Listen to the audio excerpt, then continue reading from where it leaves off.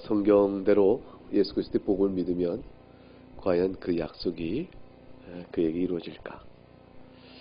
예수 그리스도를 믿는 것이 다 헛되다고 세상이 말할 때 그래도 나는 믿는다 이렇게 말하는 것, 그 믿음의 태도가 인내요, 참고 견뎌가는 것이죠. 그렇게 한평생 신앙의 인내 가운데 살아가는 성도가 과연 부끄러움을 당하지 않을 수 있을까? 오늘 성경 말씀을 인용해서 로마서에서 10장 11절 그대로 말합니다. 이사야 28장 16절을 인용해서 성경이 이르되 이렇게 말씀하신 것인데, 이미 이사야서 28장, 그러니까 아주 오래전이죠. 그러므로 주 여호와께서 이러같이 이르시되 보라 내가 한 돌을 시온에 두고 기초 삼았다. 시온의 기초가 되는 한 돌이 있다. 근데 그건 시험한 돌이요 귀하고 견고한 기초돌이라. 이 돌이 결국 무엇을 가리키겠습니까? 예수 그리스도입니다. 그 시온 곧 하나님의 성전이 있는 그 시온성의 주춧돌로서 하나님께서 예언하신 그 돌이 있는데, 그 돌을 믿는 자마다 다 급하게 되지 않느냐, 넘어지지 않는다 이렇게 말씀하셨습니다. 그러니까 성전 자체가, 시온성은 예수 그리스도의 성이며 그곳에 있는 성전 자체가 그리스도의 죽으심의 시온성 은혜의 자리를 예표하는데, 그것의 토대가 되는 돌 자체가 결국은 또 그를 믿고 의지하는 자에게, 그 기초돌이 되는 것을 의지하는 자에게 결국 다 급히 넘어지지 않는다 말씀하므로, 하나님께서는 일찍이 하나님께 예비하신 메시아를 믿는 자에게 결코 황망함과 당황함 또는 실망 또 이런 일이 절대로 없을 것임을 우리가 분명하게 말씀하셨습니다. 이 말씀의 이사야 28장 16절의 인용은 사실 로마서 9장에 이미 나와 있는 겁니다. 로마서 9장 33절에 보라 내가 걸림돌과 거치는 바위를 시온에 두노니 그를 믿는 자는 부끄러움을 당하지 아니함과 같으니라 했던 9장 33절의 말씀에 그대로 나온 것이죠. 무엇을 믿는 자에게 부끄러움을 당하지 않는다고 말씀하냐면 30절부터 32절까지 내용을 보면 그대로 따라 나옵니다. 30절 32절을 한번 같이 읽어보겠습니다. 그런즉 우리가 무슨 말을 하리요? 의를 따르지 아니한 이방인들이 의를 얻었으니 곧 믿음에서 난 의요. 의의 법을 따라간 이스라엘은 율법에 이르지 못하였으니 어찌 그를 아냐? 이는 그들이 믿음을 의지하지 않고 행위를 의지함이라. 부딪힐 돌에 부딪혔느니라. 비유가 이루어집니다. 부딪힐 돌은 행위를 의지하는 자들의 결국이고, 그런데 시온에 둔 기초돌은 부딪히는 고사하고 믿음에 따라는 의를 상징해 나갑니다. 그러니까 9장 30절에 우리가 무슨 말하려? 의를 따르지 아니한 이방인이 의를 얻었으니 그 믿음에는 의요라는 것이 오늘 10장 11절에 누구든지 믿는 자는 부끄러움을 당하지 않는 그 믿음의 내용과 같아집니다. 그러니까 믿는 자에게는 부끄러움이 없다. 누구랄지라도요. 9장 30절에 의하면 이방인이 믿음으로 의를 얻었다 했으니 이방인이라 할지라도 그러하다는 사실을 확정해 주는 겁니다. 그 말씀 10절에 사람이 마음으로 믿어 의에 이르고 입으로 시인할 구원에 이르니라. 이것이 정말로 약속입니까? 물을 때 이 약속이 우리에게 이루어집니까? 물론 누구든지라고 되어 있어요. 믿기만 하면, 그래서 누구든지 속에는 누구에게도 이 약속이 거침이 없이 반드시 이루어진다는 것이죠. 이방인에게도입니다. 우리에게도 마찬가지입니다. 우리에게도 믿기만 하면 이 믿음에 따라 의를 얻는 놀라운 은혜가 반드시 이루어질 것이니 불안해하지 말고 낙심 말고 두려워하지 말라고 말합니다. 이 사실이 이미 우리에게 전해져서 2000년 교회사 속에서 전 세계 복음이 전해오진 긴 역사를 살피면 이방인에게 복음이 전해져서 믿는 자에게 결국 낭만케 되는 일이 없을 것이라, 이런 말이 뭐 부끄러움 당하지 않는다는 말이 그렇게 새삼스럽게 뭐 이런 말을 다 하시나 싶을 것이에요. 그러나 사도 바울이 복음을 전할 때는 이건 굉장한 일이었습니다. 아브라함의 언약 가운데서 택한 이스라엘 백성에게 하나님이 거룩한 족속이요 내 백성이라 부르고 그들을 품어 구원에 이르겠는데, 이제 그것이 그 구약의 그 경륜을 넘어서서 은혜가 이방인에게 다 펼친다는 사실을 설명할 때 이것이 누구든지 그를 믿는 자에게는 결코 부끄러움을 당하지 않은 약속의 말씀을 갖고 확실한 보증을 해주는 것은 아주 절실한 일이었습니다. 그런데 이것을 사도 바울이 어떻게 말합니까? 예수께서 이렇게 말씀하시니 그렇다 라고 말하고 주님의 약속의 말로 이 복음에 믿는 자에게 주시는 구원의 확실성을 보증해 주는 것이 아니고 예수의 말씀이 아니라 도리어 저 구약을 인용하는 겁니다. 이사야서를 인용하는 것이죠. 그래서 하나님은 일찍이 구약의 이스라엘 백성을 아브라함의 혈통적 백성을 은혜 언약 부를 때에도 하나님은 이미 그들에게 준 말씀 속에서 저 멀리 바로 너희를 보고 있었다. 이방인을 다 품고 계셨다. 그렇게 약속하시니 그러니 어찌 이 구약 백성이 주었던 이스라엘 백성이 주었던 이 은혜 언약이 어찌 그들만을 위한 것이겠느냐. 이것이 바로 이방인 너희들도 위한 것이라. 이걸 확증해 준 겁니다. 그래서 이 말씀 때문에 복음이 전해진 것이죠. 이 말씀 때문에 이 말씀 확증 때문에 복음이 전파되고 결국 우리에게까지 다가온 것이에요. 만약 이 말씀이 확실하지 않다면 부끄러움을 당하리라는 말씀이 구약적 예언과 또 성취로 이어지지 않는다면 이 말씀이 우리에게 닿을 리가 없고 우리에게 닿아봐야 우리에게 무익한 것이 되고 마는 겁니다. 그러나 믿는 자에게는 결코 하나님의 약속이 부끄러움을 당하지 아니라 이 약속의 확증 때문에 이 약속을 믿고 복음을 전하는 일이 계속 전해져서 결국 우리에게도 기쁜 소식이 되어진 것입니다. 그러니 12절에 어떻게 말씀이 이어집니까? 12절을 읽어볼까요? 유대인이나 헬라이나 차별이 없습니다. 한 분이신 주께서 모든 사람의 주가 되사 그를 부르는 모든 사람에게 부유하시도다 그랬습니다. 그러니까 바로 12절에 믿는 자에게는 결코 부끄러움을 당할 일이 없다.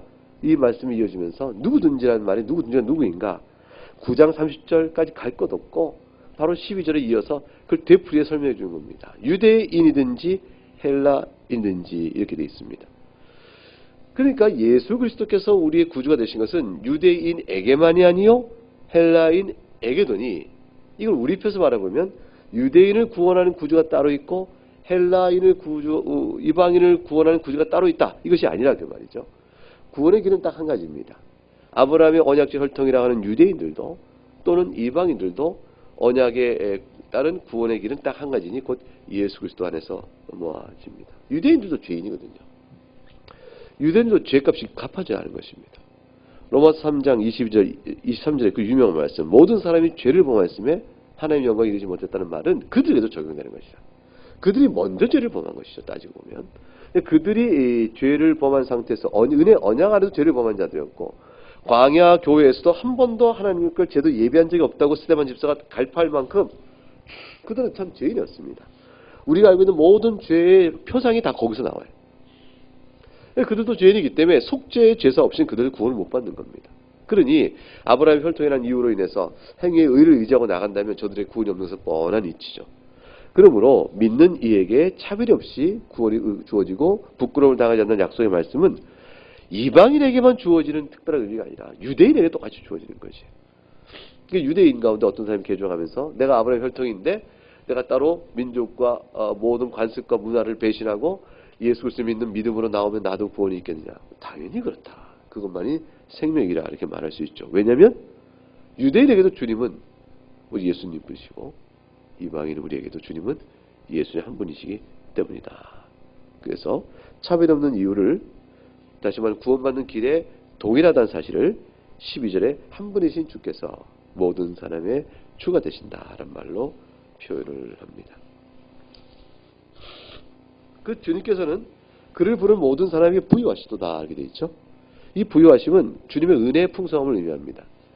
주님께서 유대인이라 하여 배척하지 않으시고 이방이라 배척하지 않고 모든에게 풍성한 은혜를 주시기에 넉넉하시다. 예수 그리스도의 보혈의 구속의 그 가치의 충분성, 그 가치의 완전성, 그걸 이제 설명하기 위한 것이죠.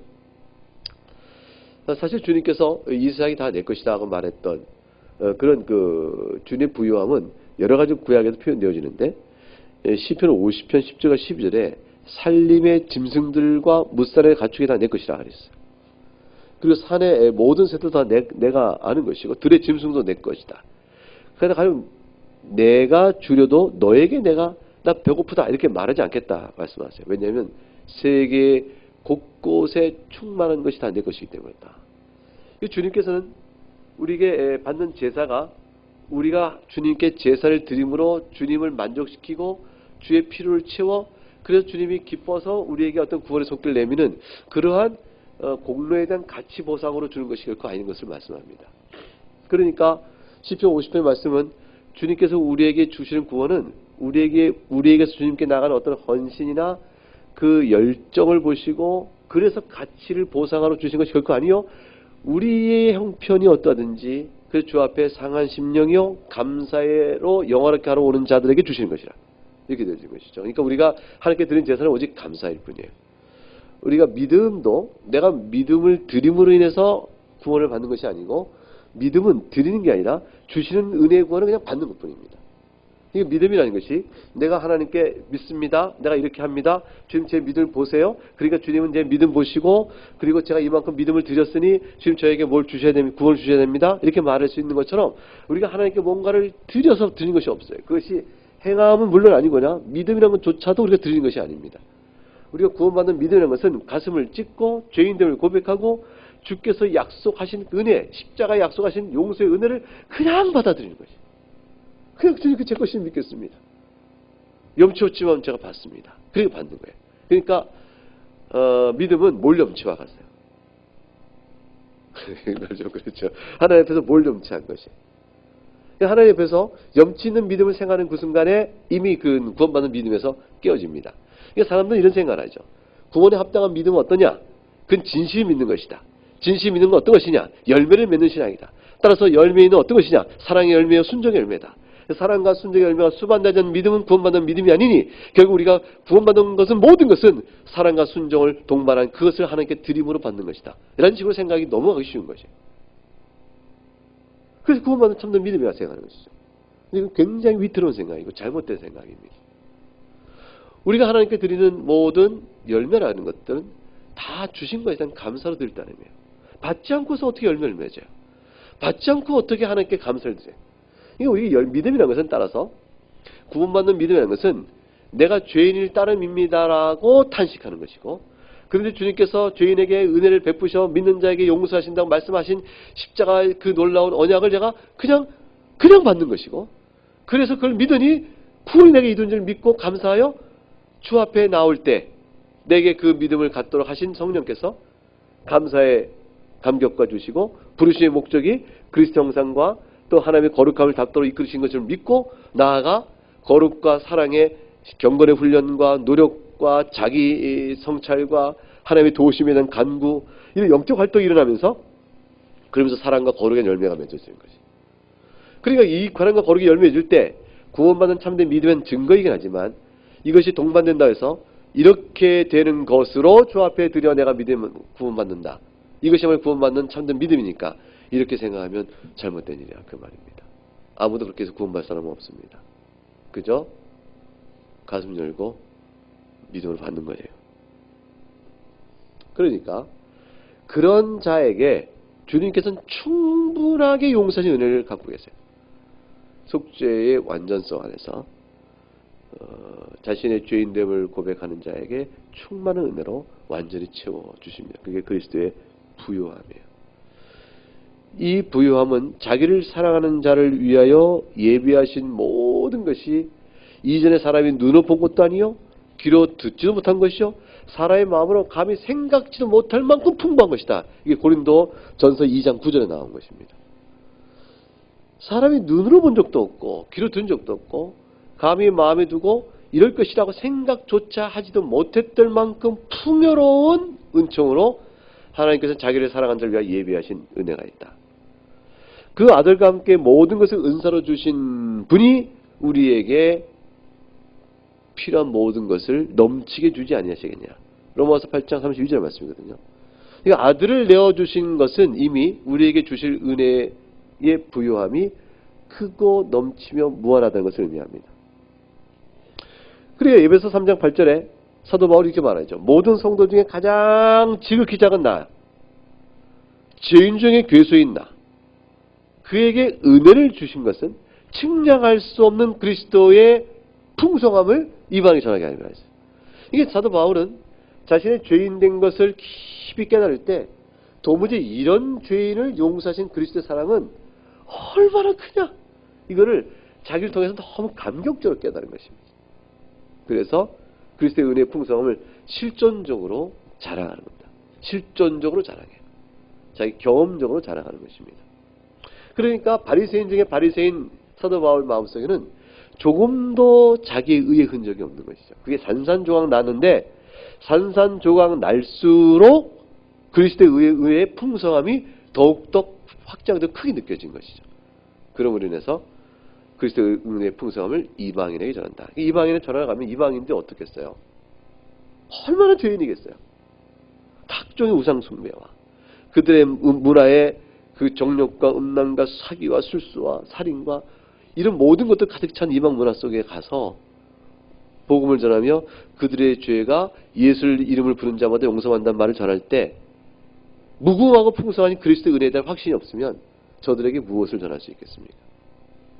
그래서 계시록 5장 12절에 큰 음성으로 이르되 죽임을 당하신 어린 양은 능력과 부와 지혜와 힘과 존귀와 영광과 찬송을 받으시기 합당하도다. 이렇게 말씀하셨던 그 큰 찬송은 죽임을 당하신 어린 양이 돌릴 때 그 무궁한 그의 은혜의 부요함을 자랑하는 것입니다. 죄사함이 그렇게 부요한 은혜로 주신 것이기 때문에 거기에 동반돼 따라오는 하나님의 자녀 삼으심, 영생을 기업으로 주심, 우리를 거룩하게 이끌어 가심, 거룩하게 이끌도록 해서 죄를 깨닫게 하심, 또 마음의 소망을 두고 거룩하고 주 앞에 은혜를 구할 때 또 힘을 불어넣어 주시는 경건의 능력, 이 모든 것들이 다 그리스도의 풍성함인데 구할 때마다 받는다고 그러셨어요. 이 주님께서 너희가 이제 내 이름으로 구하는 것보다 받지 못할 것이 없다라고 말할 때 그때 주의 이름을 구하는 것은 다 주께서 이루신 구속의 목적에 합당한 것이거든요. 주님께서 이 땅에 오셔서 우리에게 주고자 하셔서 죄값을 치르시고 구원하신 그 구원사에게 전체 목적에 합당한 것을 주의 이름으로 구하는 것이에요. 그러면 받지 못할 것이 없다 하셨고 구하는 돈 너희가 받을 것이라 하셨어요. 이건 뭘 의미하냐면 경건과 관련된 것은 소망 중에 구하는 돈 하나님이 주시겠다는 것이에요. 실제로 성경을 읽다가 이 말씀의 뜻이 무엇인지 알고 싶어 기도하면 응답 받습니다. 어려운 건 물론 어려운 건 남지만 그러나 일반적으로 주님께 그 응답을 신속하게 해주세요. 하나님 이 말씀의 뜻이 뭔지요? 그러면 가르치는 선생을 만나건 또 책을 만나건 알게 됩니다. 하나님 앞에서 구하는 경건의 죄에 대한 확신 그것을 알고자 하면 주 앞에 기도해 보세요. 하나님께서 말씀으로 주시건 또는 설교건 또 어떤 것들든가 그 말씀을 또 더해 주세요. 사랑의 힘도 기도로 얻는 것이고 경건을 이루어가는 거룩의 힘도 기도로 얻는 것이에요. 그러면 다 주세요. 그걸 통해서 우리에게 뭐가 생기냐면 능력을 주시는 것이에요.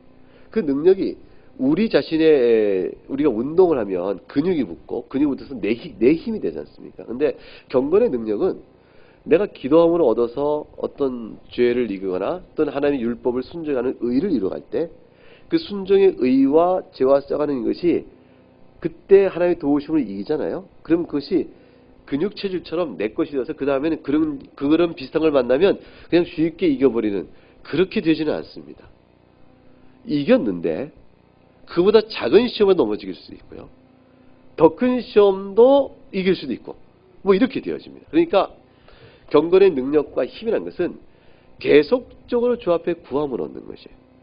기도함으로 그 힘이 물론 승리의 경험들은 우리가 하여금 이길 수 있다라는 자신감 주시고 죄에 대한 그 무서움과 죄에 대한 미움과 죄를 싫어하는 마음에 들어왔을 때는 동일한 죄가 올 때 이길 수 있는 가능성이 많죠.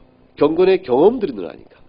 경건의 경험의 지속적인 반복과 확장은 동일한 시험을 이길 만한 가능성을 많이 주지만 그 이길 만한 가능성은 자신의 본유적 능력이 아니고 과거에도 이겼던 것처럼 주 앞에 기도하며 이길 수 있는 사실에 대한 경험 때문에 그런 거예요. 그래서 하나님께 또 기도하게 되는 겁니다. 시험이 오면 또 기도하게 되는 거죠. 시험이 오면 또 기도해. 그래서 전에도 기도로 이겼던 것처럼 기도로 이길 수 있게 되는 거죠. 그래서 기도할 때마다 도우시는 하나님의 은혜를 받게 되어집니다. 기도해도 저는 이겼으나 질 때가 있다면 어떻게 될까요? 기도했는데 저는 했으나 지금 행하지 못한다면 어떻게 될까요? 그것은 기도를 구하는 우리 자신의 마음이 두 갈래라는 것이에요. 마음이 갈라져 있어서 그런 것이죠. 하나님 앞에 중심으로 전심으로 구하지 아니하고 마음이 갈라져서 세상을 바라보고 정욕을 바라보고 탐욕을 바라보고 손에 줄 걸 쥐고 그리고 두 마음으로 구하기 때문에 것이죠. 전에는 전심으로 구하여 그걸 이겼는데 지금은 미련과 남은 탐욕과 정욕에 대한 흔적을 옆에 접어두고 기도하니 그것이 능력이 안 나타나는 겁니다. 이건 주님의 약속이에요. 그렇게 함으로 인해서 우리 안에 부유한 넘치는 은혜를 주신 겁니다. 모든 사람에게 그를 부르는 모든 사람, 그리스도의 이름을 진실히 믿고 부르는 사람에게 주는 주님의 은혜의 부유함은 사실 이 땅에 살아가는 경건과 거룩을 이루는 데까지예요. 그래서 우리보다 앞서간 훌륭한 신자들이 우리와 뭐가 달라서 그들은 그 많은 경건한 삶을 살았을까요? 우리와 성정이 달랐을까요? 바울은 우리와 성정이 달랐을까요? 베드로는 달랐을까요? 달랐을까요? 다르지 않았죠. 다르지 않았는데 도대체 왜 그들은 그런 삶이 가능했을까요? 기도의 능력을 받은 것이죠. 하나님께 주신 약속을 받은 겁니다. 우리 나그네 교회 안에 굉장히 훌륭한 교인이 많습니다. 지금 돌아보세요. 여기 훌륭한 교인이 다 앉아 계세요. 자, 여기 저 보세요. 저기 박명규 집사님부터 정우 집사님 들어가면 조기용 집사님 다 이용 목사님, 황영 다 있죠? 쭉 이렇게 다 계십니다. 다 무엇 때문에 오늘의 이 자리에 그 경건의 모습이 있을까요? 기도하는 하나님 도우심 때문에 것이죠. 그렇게 해서 이게 오게 된 겁니다. 주의 이름을 부르는 자는 13절 어떤 일이 이루어진다고 했죠? 구원을 받으리라 그랬습니다. 그러니까 12절에도 그를 부르는 모든 사람에게 부유하도다 하시는데 13절에는 누구든지 주의 이름을 부르는 자는 구원을 얻으리라 해서 이름을 부르는 것이 나오고 있죠. 여기서 부른다는 의미는 뭡니까? 그 입으로만 부른다는 얘기 아니겠죠? 고나 이렇게 부른다는 거 다른 거예요. 예수님 이름도 소리가 다른 거죠. 이게 뭐냐면 믿음으로 부르는 거죠. 마음으로 믿고 입으로 시인하는 것입니다. 그러니까 우리가 로마서 10장에서 어떻게 되어 있어요? 9절에 네가 만일 네 입으로 예수를 주로 시인하며 또 하나님께서 그를 죽은 자 가운데 살리신 것을 내 마음에 믿으면 구원을 얻으리라. 이 마음으로 믿는 것이죠. 10절에 마음으로 믿어 의에 이르고 입을 시인한다니까 그것이. 그러니까 우리 영혼 중심이 주 이름을 전적으로 의탁하는 것입니다. 그러니까 마태복음 7장 21절에 나더러 주여 주여 하는 자마다 다 천국에 어떻게 한다고 했어요? 들어가지 못할 것이다. 들어갈 것이 아니오 그랬죠. 다만 그다음에 뭐랬어요? 하늘에 계신 내 아버지 뜻대로 행하는 자라야 들어가리라 했습니다. 그럼 여기 대조가 뭐겠어요? 주여 주여라고 불렀는데 천국에 들어가지 못한다고 하니 로마서 오늘 말씀한 10장 13절에 누구든 주의 이름을 부른 자는 구원을 받으리라는 말씀과 이게 모순되는 건가요? 아니라는 얘기죠. 그러면 마태복음 7장 21절 나더러 주여 주여 하는 자는 뭐냐면 마음으로 주를 믿지 않는 자입니다. 입술로만 주여 주여 하는 자니까 종교적 관행 안에 있는 사람이에요. 마음으로 예수를 믿는 사람, 진짜 주를 믿는 사람은 하나님을 사랑하고 또 이웃을 사랑합니다. 그래서 하나님 뜻대로 행하는 자라는 말씀 속에 율법도 순전한 것이 아니라 그 마음, 율법 순종은 열매로 드러나죠 물론. 그러나 마음 중심에 주님을 사랑하는 마음으로 갖고 있는 사람. 자신의 죄인과 죄인됨을 고백하고 그러나 크신 무궁한 긍휼로 우리를 부유한 은혜로 넘치게 부어주신 하나님의 긍휼을 믿고 주 앞에 엎드려서 나가는 사람. 그렇게 되므로 그런 자에게 미쳐지는 동반된 열매는 하나님 뜻대로 행하는 자라는 말씀의 열매까지 볼 수 있는 사람. 이렇게 되어지겠죠. 그러니까 주여주하는 자는 입술로는 주여주하지만 마음으로 믿지 않으니까 열매가 드러나지 않는 사람. 이렇게 될 겁니다. 그래서 입술로만 주를 부르고 열매가 없는 사람과 마음으로 믿고 입으로 시인하여 주를 사랑함으로 열매를 맺는 자. 이걸 또 구분해서 열매는 결국 증거거든요.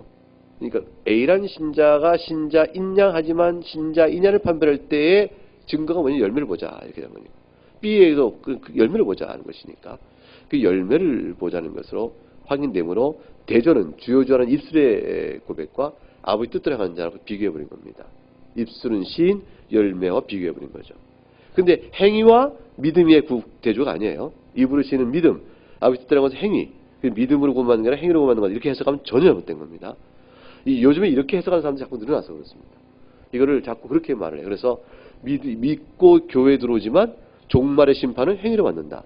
이걸 갖다는 일들이 자꾸 생기게 됩니다. 이거는 옛날에도 이단들도 그랬어요. 옛날에도 이단들은 다 어떻게 하냐면 은혜를 강조하면서도 종말론적 심판은 전부 행위라는 사람들이 많은 거예요. 이 본문도 그렇게 갖다 쓰는 겁니다. 이게 잘못된 거예요. 입으로 시인하는 것은 믿음, 아버지 뜻대로 행위가 아니고 입으로 시인하는 거짓된 믿음과 아버지 뜻대로 하는 열매로 증거되는 참된 믿음을 대조하고 있는 거예요. 그래서 믿음으로 구원받는 로마서와 전혀 모순되지 않습니다. 복음을 거부하지 않고 믿음으로 받아들이기만 한다면 영혼 중심에서, 정말 마음 중심에서 누구든지 하나님께서 그를 구원해서 제외시키지 않고 그를 멸시하지 않고, 그러나 반대로 복음을 배척하고 거부하는 사람은 반드시 하나님께서 구원에 참여하지 못하게 합니다. 그러니까 복음을 믿지 않고 구원하는 사람은 없어요. 하나님의 예정적 선택을 받았으나 복음을 믿지 않는 사람이 있을 때는 어떻게 됩니까? 라고 말하는 말은 모순돼. 있을 수가 없는 말이에요. 하나님께서 예정적으로 선택한 사람은 복음을 믿게끔 되어 있고, 복음을 믿는 사람은 거꾸로 그가 하나님의 예정적 선택을 받은 사람을 증거하는 것이에요. 그러니까 스스로 복음을 듣고 나왔을 때 내가 선택받았으면 믿을 것이요 선택받지 못했으면 버림받았으니 믿지 않을 것이니 복음을 나에게 전하는 것 자체는 의미가 없다라고 말하는 건 궤변이에요. 그는 하나님의 복음의 말씀과 진리를 왜곡시켜 자신의 불신앙을 정당화하고자 하는 악한 것이지 이치에 맞는 것이 아닙니다. 하나님의 말씀은 믿는 자는 다 살 것이라고 말씀하셨어요. 예수 역시 여기서 말한 대로 그의 주의 이름을 부르는 자는 구원을 받으리라. 이게 복음인데 주의 이름을 부르는 자는 구원을 받으리라고 말씀하면서 그러나 가로 열고 닫고 하지만 조건이 있다. 내가 선택한 자의 경우 그렇다. 이렇게 하나님 조건을 붙이지 않습니다. 로마서에 그런 말씀이 없거든요. 성경 어디에도 믿는 자는 구원을 얻을 것이다. 누구든지 믿는 자는 구원을 얻을 것이다. 라고 말씀하시면서 가로 열고 닫고 그러나 메롱 내가 선택한 자만 되지. 이렇게 하시는 거 없어요. 왜 그 말씀이 안 붙을까요? 하나님의 작정에 입혀보게 되면 그럼에도 불구하고 그거는 숨겨진 일이에요. 하나님은 아시는 일이에요. 우리에게 주시는 교훈은 뭐냐면 누구든지 믿으면 구원을 얻을 터이니 지금 회개하고 믿으라. 이것만 주시는 거예요. 이게 교훈입니다. 이 교훈 앞에 순종하는 자는 예 없이 구원받는 것이에요. 그러니까 예정론을 들어 불순종에 핑계를 삼는 자는 다 구원받지 못하죠. 그러니까 정직하게 오늘도 내가 죄인됨을 인정하고 십자가 앞에 아멘을 받습니다라고 말하는 사람은 구원을 받아요. 하나님의 말씀은 진실합니다. 이런 걱정은 우리에게 할 것이 아니죠. 내가 선택받지 못했으니까 믿고자 해도 소용이 없다. 그러니까 하나님의 말씀은 거짓이다. 이렇게 말하는 것은 하나님 교훈에 대한 피조물의 죄의 발로예요. 이게 마귀적인 것이죠. 우리가 하나님이 누구든지 주의 이름을 바르면 구원을 얻으리라는 말씀을 주셨는데 말씀을 놓고 하나님 그 말씀 진실이 아닙니다. 왜냐하면 선택받지 못하면 믿어봐야 소용없고 믿을 수 없으니까 그건 다 누구든지가 아니죠. 그게 틀렸어요. 라고 판단하는 것 자체가 이미 마귀적이에요. 이거는 하나님 주신 받은 교훈의 명령에 대한 뭐가 되죠? 뭐가 돼요? 자기 위치가 하나님과 동등함에 있어서 이걸 판단하는 자의 위치로 올라가 버린 겁니다. 예, 근데 이렇게 되는 게 아니죠. 선악을 알게 한 나무를 건너고 따먹지 마라 말씀했어요. 근데 마귀적인 영향을 입어서 아담이 딱 말한 거죠. 하나님 어차피 이거 따먹게 돼 있는 거 아닙니까? 하나님 예정에, 하나님 작정에 따르면. 그러니까 따먹지 말라는 명령은 소용없는 명령입니다. 우리에게 주신 명령이 아니죠. 하나님 그렇게 말씀하시면 안 돼요. 하나님은 참 이중적이세요. 하나님은 작정 속에서 우리가 따먹고 그렇게 될 역사를 다 이미 하는 계획하고 계시잖아요. 그런데 우리에게 따먹지 말라고 말씀을 주세요. 그렇게 교훈을 명령하신다고요? 그건 하나님 이중적. 이렇게 말하면 그것이 이미 뭐가 되죠? 죄예요. 하나님의 작정을 빙자하여 하나님의 교훈에 대한 불순종을 정당화하는 죄. 죄입니다. 그 예정론이라는 것을 그렇게 갖다 쓰는 사람들이 너무 많은 거죠. 따라서 그것은 죄입니다. 오직 한 가지죠. 따먹지 마라. 따먹지 않아야 될 책임이 있는 것이죠. 예수를 믿으면 산다. 믿으라. 회개하라. 그러면 믿고 회개하는 것이 우리의 책임인 것이죠. 그래서 살 길을 내어주신 것이에요. 그런데 그것을 거부합니다. 그럼 멸망이 되죠. 따라서 주님의 누구든지 주의 이름을 부른 자는 구원을 받는 말은 신실한 말씀이요 참된 말씀입니다. 14절과 15절을 같이 읽어보겠습니다. 그런즉 그들이 믿지 않은 이를 어찌 부르리요? 듣지도 못한 이를 어찌 믿으리요? 보내심을 받지 아니하였으면 어찌 전파하리요? 기록된 바 아름답도다 좋은 소식을 전하는 자들의 발이여 함과 같으니라. 하나님께서는 선택한 자를 구원하실 때 복음을 듣고 믿음으로 구원받게끔 하시는 것이 주의 뜻이었기 때문에 죄송합니다. 그렇기 때문에 반드시 이를 위해서 믿을 수 있도록 하기 위하여 듣게끔 하셨습니다. 듣게끔 하기 위하여 전파하게 하셨습니다. 따라서 전파하도록 하기 위하여 보내는 일을 하신 겁니다. 그러니까 믿기 위하여 들어야 하고 듣기 위하여 전파되는 자가 있어야 되고 전파하는 자가 있을 위하여 보내는 짐이 있는 거니까 주님은 그래서 보내십니다. 그러니 보냄을 받아 복음을 전하는 모든 자들을 가리켜서 아름답도다라고 이사야에 있는 말씀을 인용하여 이 말씀을 풀어줍니다. 이사야 52장 7절의 말씀이죠. 이스라엘 백성에게 주님께서 이미 이사야서에서 말씀하셨습니다. 좋은 소식은 하나님의 긍휼과 포로된 자를 해방시키시고 슬픔 있는 자를 기쁨으로 죄를 뒤집은 자에게 화관 아름다운 꽃의 장식으로 머리에 씌우시는 은혜의 약속을 전해주셨습니다. 이사야는 전체적으로 시작 복음에 대한 완성 모든 계시가 다 들어있지 않았습니까? 그러므로 그 말을 전하면서 이 말씀을 전한 자의 발이 아름답도다라고 말씀합니다. 한 시대를 살아가면서 복음을 전한다는 것을 하나님은 아름답게 여기십니다. 우리가 예배로 모인 자들에게 설교를 통하는 복음적 사역, 굉장히 하나님 기뻐하시는 아름다운 일이죠. 강단에서 복음을 설교하는 것은 사실 목사에게는 더 없는 영광이에요. 이거보다 큰 영광이 더 없습니다. 강단에서 이 복음을 설파하는 것은 이 복음이 하나님의 말씀인 것을 분명히 들어 가르치기 바라면 주님이 그 기쁘게 생각하시고 아름답게 여기셔서 모든 성도들에게 그의 지극한 선을 베풀어 나가십니다. 여러분 심령 속에 은혜가 자라고 또 신앙 안에 자란다는 것은 전부 귀로 듣는 선포된 하나님의 말씀의 꼴을 먹기 때문인 것입니다. 그러니까 예배를 정기적으로 잘 나온다는 것보다 소중한 것이 없습니다. 공예배에서 주님의 말씀을 그대로 들어 가르치게 하시고 하나님의 음성을 듣게 합니다. 그것이 쌓이고 쌓이면 아주 견고한 믿음의 토대를 이루게 됩니다.